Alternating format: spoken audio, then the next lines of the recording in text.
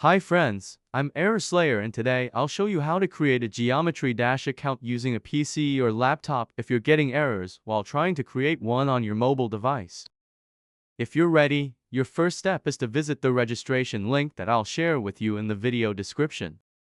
Next, fill in the information requested. It's important to register with a valid email address because you'll need to click the link sent to that email address to verify your account. After filling in all the required information, click the Submit button. As you can see, it says our account has been created, and to activate it, we need to click the verification link sent to our email address. Let's activate our account quickly. Log into your email address and find the email sent by Geometry Dash. It often goes to your spam folder, so you should check there specifically. Then click the link that says click here. We received notification that our account has been activated and we can now log in. Let's log in now.